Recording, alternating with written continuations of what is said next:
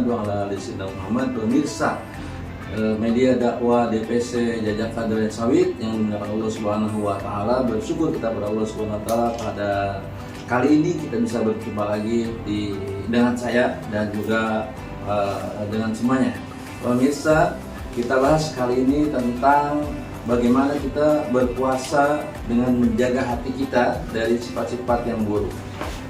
Allah Subhanahu wa taala senang kepada hati yang bersih, hati yang tulus, hati yang ikhlas. Karena dikatakan dalam Al-Quran, kita membersihkan hati itu penting. Hati kudu bersih. Kalau hatinya ikhlas, hatinya bersih, maka dalam kehidupannya dia akan selalu lurus karena Allah Subhanahu wa taala. Orang yang hatinya bersih beramalnya karena Allah. Orang yang hatinya bersih, dia akan selalu tidak bersandar kepada manusia, tapi dia bersandar kepada Allah Subhanahu wa taala. Dan Nabi sallallahu alaihi wasallam bersabda, "Inna fil jasadi mudghah, iza shalahat shalahal jasadu kullu, wa iza fasadat fasadal jasadu kullu." Ingatlah, di dalam diri manusia ada hati, ada sebuah daging. Apabila baik daging tersebut, maka baiklah seluruh tubuhnya. Dan apabila buruk daging tersebut, maka buruklah seluruh tubuhnya. Ingat kata Rasulullah, wa yal qalbu. Ingatlah, dia adalah hati manusia. Jadi hati kita perlu dibersihin. Hati kita perlu dibersihin, dijauhin daripada sifat-sifat yang buruk. Apa sifat-sifat yang buruk? Sifat-sifat mazmumah, yaitu ada sifat iri, sifat dengki, sifat hasud, sifat gedek dan lain sebagainya. Dan itu mesti dijauhin daripada kita. Dan kalau bukan kita yang bersihin hati kita, siapa lagi? Karena yang tahu hati kita juga kita. Yang tahu pribadi kita adalah kita. Maka kita yang bersihkan hati kita. Dengan apa bersihin hati? Dengan berzikir pada Allah Subhanahu wa taala. Ala bizikrillahi tatmainnul qulub. Dengan mengingat kepada Allah, hati akan menjadi tentram, hati akan menjadi bersih. Orang yang hatinya bersih tidak gampang untuk suuzon.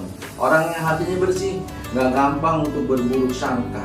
Jadi kita bersihin hati kita di bulan Ramadan ini dengan kita banyak-banyak kita berzikir pada Allah Subhanahu wa taala, dan juga dengan kita berusaha sekuat tenaga kita untuk berbuat baik.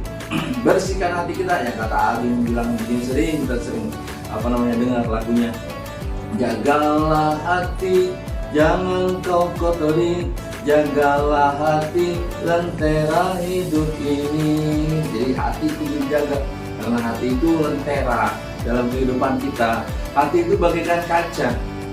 Apabila berdebu, kaca itu dibersihin. Apabila berdebu lagi, dibersihin lagi. Maka akan selalu bersih itu kaca. Dan hati juga kalau kaca nggak dibersihkan, maka kaca itu akan kotor dan abunya makin tebal, makin hitam. Maka itu hati juga harus dibersihkan, jangan sampai hati menjadi hitam. Hati itu hitam karena tiga hati menjadi hitam. Yang pertama apa?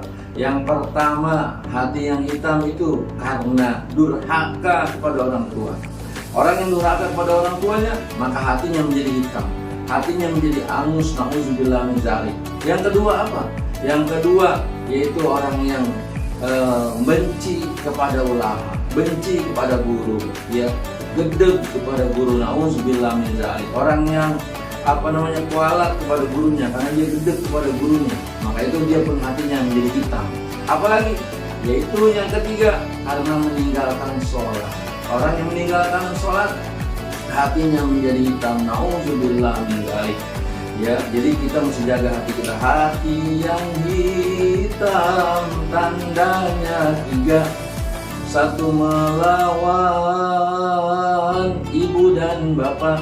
Dua, melawan kepada ulama.